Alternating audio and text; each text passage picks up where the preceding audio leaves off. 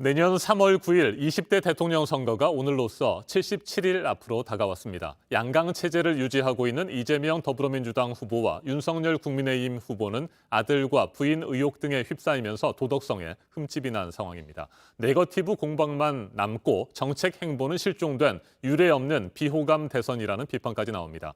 이 같은 상황을 더 이상 두고 볼 수만은 없다며 대선에 뛰어든 정치계 원로죠. 손학규 전 바른미래당 대표 자리에 함께했습니다. 어서 오십시오. 예, 안녕하십니까. 네, 지난달 29일에 대선 출마를 선언하셨습니다. 17대와 18대, 19대에 이어서 네 번째 대선 출마이신데 쉽지 않은 결정을 하신 것 같고요. 이제 한 달이 좀 안 됐습니다만 출마 당시에 비난이나 조롱을 다 안고 가겠다 이렇게 말씀하셨는데 지금도 같은 마음이십니까? 예, 같은 마음입니다. 제가 처음 나왔을 때 많은 사람들이 놀라고 또 아니 왜 이래 그랬는데 이 근래에 와서 좀 많이 바뀐 것 같습니다. 어제만 하더라도 제가 내일 유튜브를 개설을 하는데 네. 한 400명 정도였었던 게 어제 하루 새에 1,500명으로 늘었어요.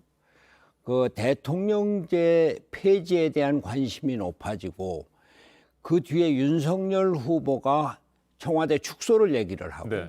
김종인 대표가 대통령제를 내각제로 개헌해야 된다 이런 말씀도 하셨어요. 제가 우리나라 대통령 선거가 우리나라 미래를 결정을 하는 축제여야 되는데 개헌 문제, 권력 구조 문제에 대한 아무런 논의가 없는 것이 안 되겠다. 그렇게 해서 나온 것들이 이제 조금씩 네. 이해가 되고 동의를 얻어가는 이런 상황인 것 같습니다. 네. 2012년 민주통합당 대선 후보 경선에 나서셨을 때는 저녁이 있는 삶이라는 슬로건을 내셨습니다. 저도 지금도 기억하고 많은 분들이 기억하고 있는데 네네. 방금 말씀하신 것처럼 이번 대선에서는 대통령제 폐지를 가장 앞에 내세우고 계십니다. 이와 관련해서 좀 더 설명이 좀 필요한데 제왕적 대통령의 권한을 대폭 축소해서 국회나 국민들에게 돌려주자 이런 차원이 아니고 아예 대통령제를 폐지하자 이런 말씀이십니까? 그렇습니다. 그 저녁이 있는 삶은 우리나라가 제대로 된 복지국가를 만들어가자. 삶의 질을 높이고 국민들을 행복하게 하고 국민들이 노동자들이 자기 삶을 계획할 수 있는 삶을 만들자 이런 것이었는데 지금 우리나라가 선진국에 거진 도달했습니다. 네. 이걸 제대로 유지를 하려면 다원화된 국가에서 대통령의 권위주의적인 체제 갖고는 안 되거든요. 그래서 국민들에게 나누어주고 의회가 중심이 되는 그런 정치 체제로 바꿔야 이제 4차 산업혁명 시대에 기술 강국으로 도약할 수 있다. 그러한 정치 체제를 만들자 그 생각입니다. 네, 그렇다면 상하원을 갖춘 의원 내각제로 가야 된다 이런 생각이신 거예요? 의회 중심의 민주주의로 가자 이 얘기입니다. 우리 민주주의가 원래 의회가 중심이었고 대의제가 중심이었습니다. 근데 그 권력이 대통령에게 집중이 되면서 대통령 혼자 모든 것을 다 하는 게 돼갖고서는 내각이 제대로 역할을 하지 못하고 의회가 제대로 역할을 하지 못하고 심지어는 사법부까지도 대통령의 하수기관이다 이런 인식들이 높아지고 있습니다. 이렇게 해서는 안 되거든요. 대통령제의 본고장이라고 할 수 있는 미국도 말이죠. 트럼프가 집권을 하면서 대통령제가 완전히 편가르기 또 극한 대결의 중심지가 돼서 미국 국민 많은 사람들이 트럼프 지지하는 사람들이 이 백신을 거부하고 있어요. 이러한 대결주의, 극한 대결의 정치를 지향하고 의회를 중심으로 해서 합의제 민주주의를 하자. 정당 간에 협의하고 타협하고 합의하는 유럽과 같은 그러한 정치적인 안정을 기해보자. 그런 것이 제 생각입니다. 네, 이번 대선이 그 어느 때도 없었던 비호감 대선이다. 차선도 아니고 차악을 선택해야 된다라고 하는 지적들이 많이 나오고 있습니다.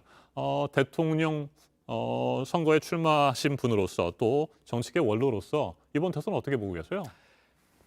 대통령에 나온 분들이 우리나라 국가 미래 또 지금 세계가 변화하고 있는데 그런 변화에 우리가 어떻게 적응하고 대응해 나갈 것인가 이런 비전이 없으니까 그러니까 대통령 후보들 간의 개인적인 문제들, 가정사의 문제 이런 거 갖고서는 서로 싸우고 있지 않습니까? 이런 선거가 어디 있습니까? 그래서 대통령이 되면은 모든 걸 다 가고 아니면은 아무것도 안 가는 이런 것 때문에 무한대결의 정치가 계속되고 있는데 국회에서 정당 간에 협의하고 타협을 하고 연립정부를 만들고 하는 이러한 정치 문화를 근본적으로 바꿔보자. 이것이 제 생각입니다. 네, 문재인 대통령이 새해 초에 단행할 것으로 보이는 특별 사면과 관련해서 뭐 여러 가지 얘기들이 좀 나오고 있습니다. 전직 대통령 이명박, 박근혜 씨의 사면을 요구하는 사람들도 많고 또 이와 관련된 논란이 일고 있는데 어떻게 생각하세요? 국민 통합을 위해서 이 전직 대통령이 이제 사면해야죠. 저는 작년 말 금년 초에 문재인 대통령에게 전직 대통령을 국민 통합 차원에서 이제 사면을 해라 이렇게 강력하게 요구했었습니다.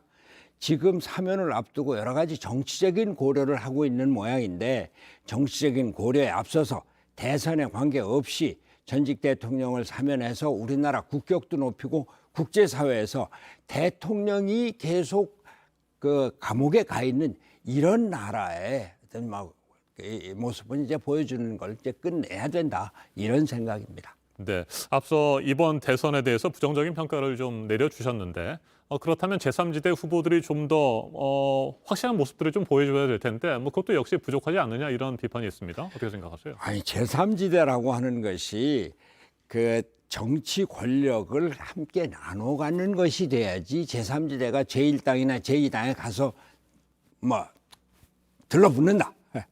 이런 식의 제3지대가 돼서는 안 되죠. 그 제3지대가 독자적인 영역을 구축하고 정권의 정책을 갖고 참여하는 이러한 유럽식의 제3지대가 돼야 되는데 네. 우리는 제3지대에서 어떻게 단일화, 연대를 통해서 권력에 참여하느냐. 선거도 전에 말이죠. 이런 것은 제3지대의 본 모습이 아니다. 이렇게 생각합니다. 네. 투표일이 다가올수록 제3지대 후보들 간에 뭐 연대를 하거나 말씀하신 것처럼 단일화를 해야 된다. 뭐 이런 요구들이 좀 더 거세질 수도 근데 있는데. 연대 단일화의 목적이 뭐죠?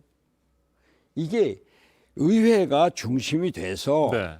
정치 권력의 한 부분을 차지하고 그것을 정책적으로 우리가 이런 정책을 갖고 있는데 정부에서 같이 참여를 해줄래? 이것이 제3지대의 존재 의의지.